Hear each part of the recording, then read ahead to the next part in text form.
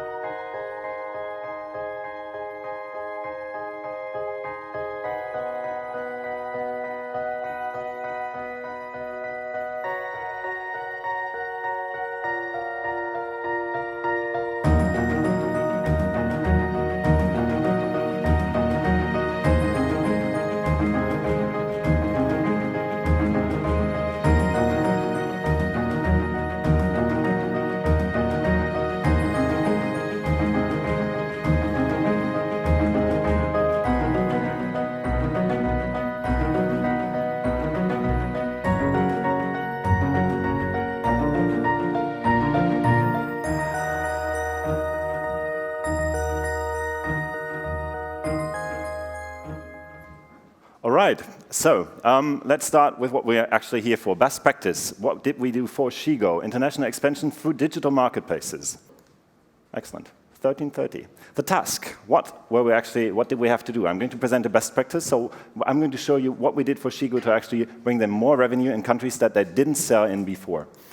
The task was 6,500 different products on 25 digital marketplaces in 8 countries, and we had to have the products live in less than 30 days. What was included in the package? We were asked to do product content, meaning product descriptions, attributes, import tax numbers, basically everything you can think of written in 7 languages. We needed to do product photography, because Shigu only had marketing images with models, and some marketplaces don't accept models as pictures, so we needed to do bust photos. We needed to do the offer listing on all those platforms, and also the customer support in the languages that we provided. And we also did the B2C logistics. So we are the ones that deliver the parcel to the end customer, or DHL is probably, but we are the ones that actually ship it. So what they wanted was a hassle-free, one-stop solution to do the complete process without bothering lots of overhead people at their place. Now, Mr. Bittner should actually stand right next to me, but he actually got caught up on a last-minute meeting, so he's not here, but we're going to do a little TV show moment here. He has sent us a video message. Dear guests, here Nicolas, please excuse that I'm not there. Nicolas, can I start? Yes, please. Perfect. This is Karen, I'm René, Karen is my target group, and I have the great honor of responsibility for all new sales channels that makes big fun, especially if you work with people like Nicolas or companies like Modotex, now the Shigu face. This wonderful company was founded in 2009. We have over 2 million customers and a constant 2-figure growth rate since 7 years. That's it, I think, Nicolas. Okay, one more. Shigu and Modotex go over the Atlantic because there are many more platforms and customers like Caro. Nicolas, you have 2 months.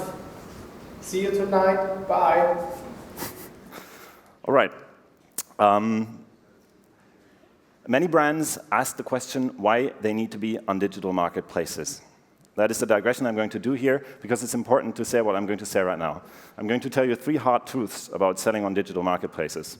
The first one are numbers. Those numbers, don't cite me on those. If you want more intel on how I calculated those and how I got the numbers that are behind it, please come afterwards to our booth, because the numbers are kind of shocking. It's about market shares in German e-commerce in fashion. So, we have a net GMV in 2015 calculated by BEVH of 8.5 billion euros. And if you extrapolate the data that is available on the market publicly, for some of those, they are not openly stating what their income is, you'll come up with Amazon Fashion revenue of 2.09 billion euros. You have eBay with 1.3 billion euros. You've got Otto with 1.3 billion euros. And you've got Zalando with 3 billion euros. So those 4 big players who also have a marketplace business, all of them, basically eat up the market. There's only 8% left for all the thousands of online fashion shops and marketplaces that are around in Germany. It's a very extreme example because in Germany the market is more consolidated than in other countries. Still, we need to know that the customers are on these marketplaces and the volume is driven there. So it would be, well, I would say it would be a little short-sighted to say I don't need these marketplaces or I don't need my fashion to be on those marketplaces because actually e-commerce is happening there. So second hard truth is customer expectations. All of us are lazy. Basically, I think maybe everyone, maybe like 2 people don't, everyone has an Amazon app on their cell phones. Maybe they have a Zalando app. But most of us don't have 10 shopping apps on our cell phones. But we start using our cell phones as shopping instruments. So we need to know that people expect us to make our products available on these marketplaces because this is the place where they shop. And then we've got the point of traffic and sales. All of us need to earn money. We need to sell fashion. And those marketplaces have the traffic. I've read numbers, I think Amazon does 30 or 40 million unique users a month. So who, from you brand people over there, wouldn't like to be in a mall that has 40 million customers in a month?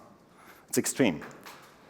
So, and just to make the big picture a little bigger, we in Germany think of marketplaces as eBay, as Amazon, as maybe Rakuten. But on the world, it's much more heterogeneous. This is just a small selection of marketplaces from all over the world. Privalia in Spain is big, Tesco in the UK for some sorts of products. When you go to America, there's lots more going on in the market there. Walmart has opened up a marketplace, which is really big. So the digital marketplace business is not consolidated to 3 players. There's lots of them. How do you actually sell on one of those channels? You need a product, of course. You need a good, well-made product, good quality, good price, good end-user price. This is something that most of you can do perfectly well.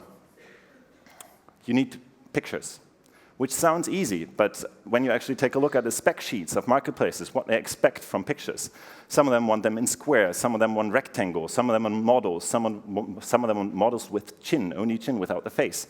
So you have to actually produce your images so flexibly so that you can adapt to every requirement that comes up to you when you want to sell on, well, many marketplaces at the same time. Second part, you need written information. You need bullet points, you need product descriptions, you need attributes, you need basically everything that you as a customer expect as information when you want to buy an item. But when you want to sell on marketplaces in different countries, you need those translated. You need to have them in French, in Italian, because the people don't want to read it in German. And especially when we talk about sizes, that's a problem that drives the industry from the beginning.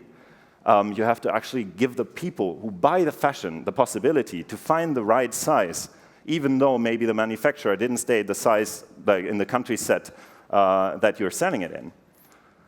So, how e-commerce works, and this is not actually it's not made up. It's something that I've seen. Well, actually, I've seen it in many large brands in Germany.